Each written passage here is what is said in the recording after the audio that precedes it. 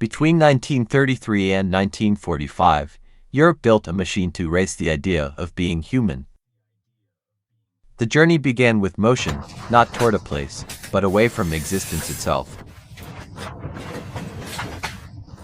We breathed one another's fear until the air itself seemed to choke. Someone whispered prayers, someone else whispered goodbye. Light was no longer salvation, it was exposure, judgment, command. Mothers learned that love had no language strong enough to stop the boots. The air smelled of something burning, though no fire was seen. Life and death divided by a finger, the smallest bureaucracy of eternity. I felt his hand slip, as if the world had decided it needed only one of us. We packed for work, not knowing we had packed for disappearance. Every object remembered what its owner would soon forget.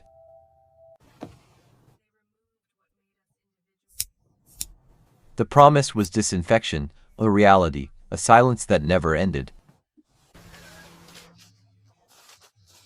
They removed what made us individuals, our names, our hair, our smell. Humiliation became routine, pain, a new form of uniform. I was not David, I was 55,598, a part number in a collapsing universe. We were catalogued as things that could still move.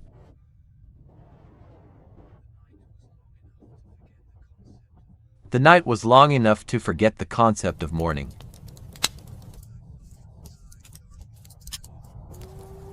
Survival had its own commandments, carved in fear.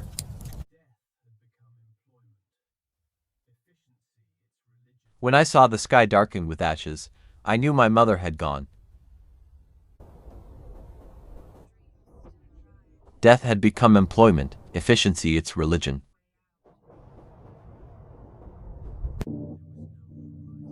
Dreams still arrived each night, though they never found a way out. There was no horizon, only repetition.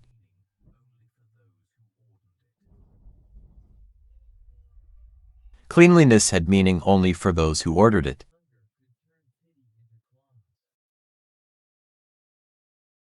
We learned that hunger could turn pity into claws.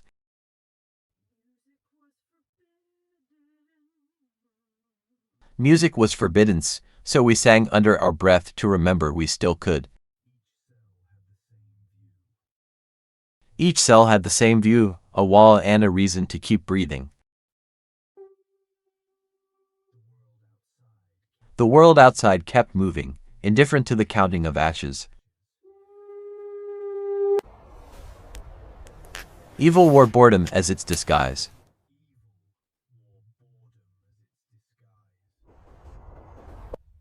Even in hell, instinct builds toys from dust.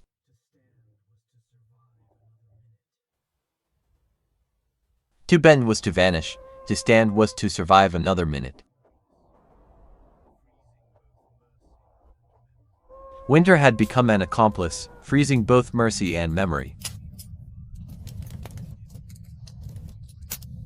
Fire no longer purified, it only erased.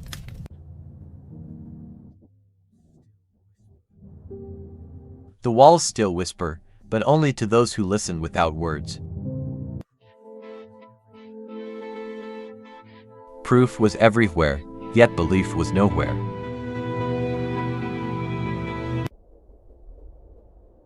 Each crumb was an act of rebellion against oblivion.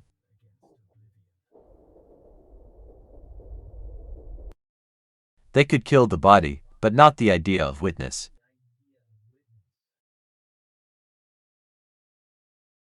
Some kept walking even after the world stopped.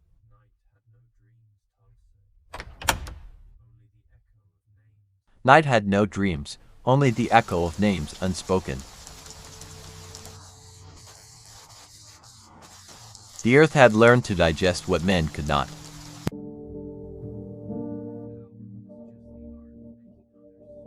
Power was just the art of making others small.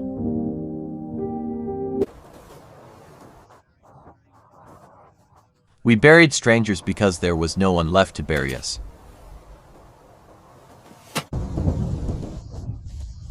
In her silence, the whole century confessed.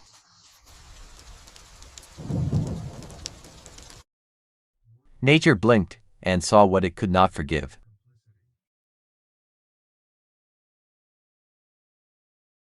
Work meant survival, but also complicity.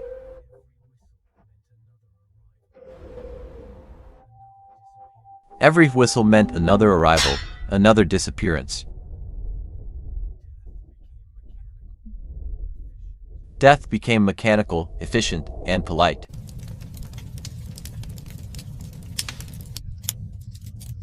Heaven's smoke no longer came from incense.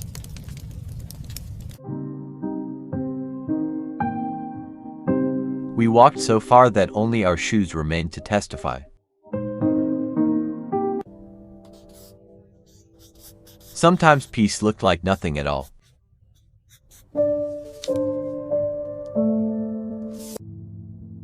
If I write, maybe tomorrow will believe me.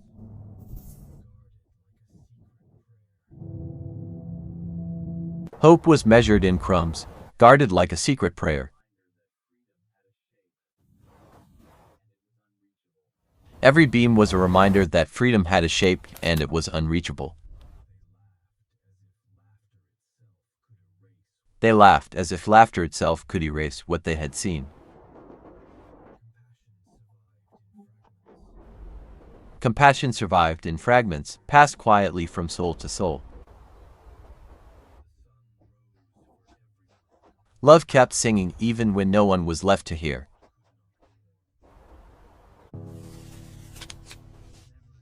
The sun rose for everyone, even those it could not warm.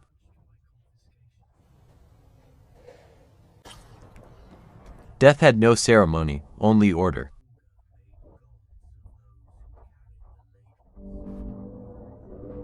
Memory became our last possession, untouched by confiscation. Hunger made gods of those who carried the ladles.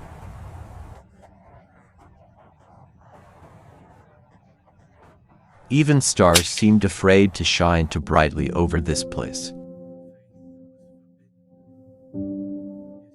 Numbers ruled everything, even the rhythm of pain.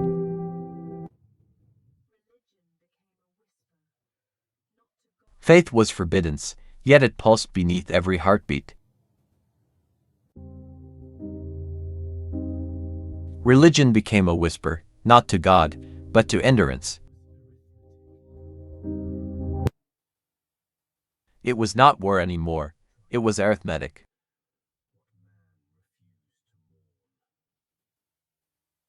Even winter tried to bury what man refused to mourn.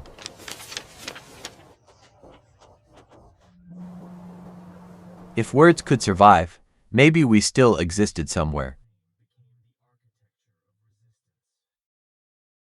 We learned to look straight ahead. Grief was dangerous.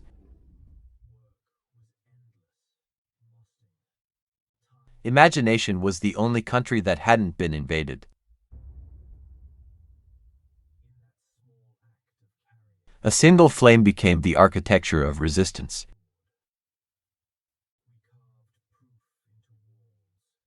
Work was endless, time itself had been enslaved.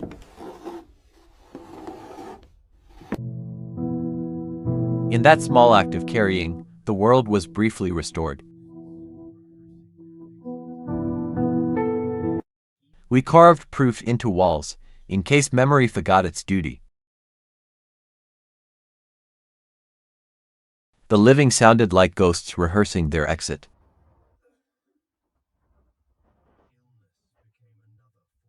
Even the executioner needed reflection to recognize himself.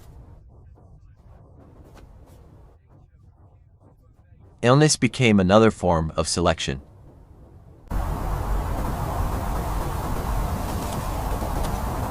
Nature refused to obey tyranny.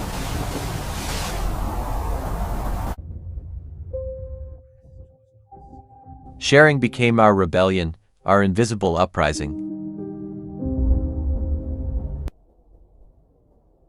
Rest was not sleep, it was a pause between fears.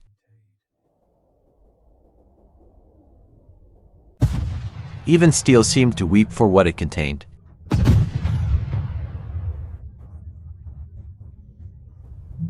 Art returned for a moment, fragile and uninvited.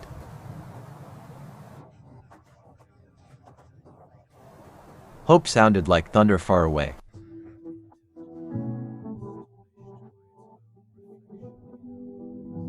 For a second, we forgot how to recognize freedom. The world entered, astonished by its own reflection in our eyes. We walked not toward life, but toward disbelief.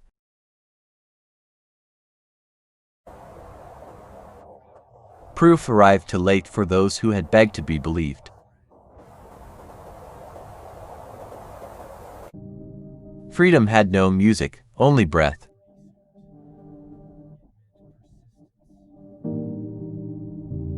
It no longer meant property, it meant persistence.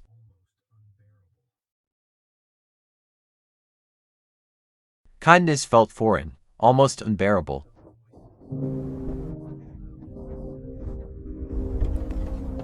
The camp without voices was the loudest sound of all.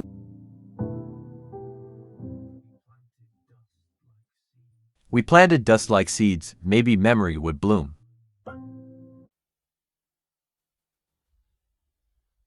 Faith returned not as triumph, but as testimony.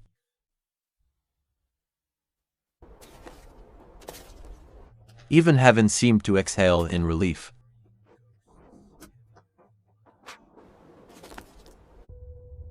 We moved forward carrying ghosts heavier than luggage.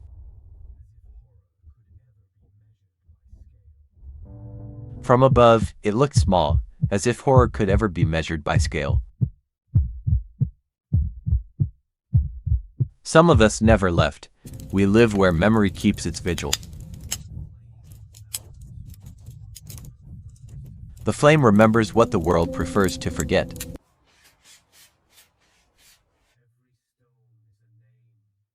Every stone is a name that learned to speak again.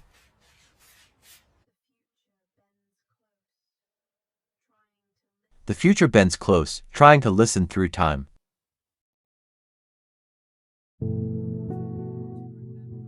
To remember is to rebuild the human face, one light at a time. The Holocaust was not only death, it was the proof that humanity, even broken, still breathes.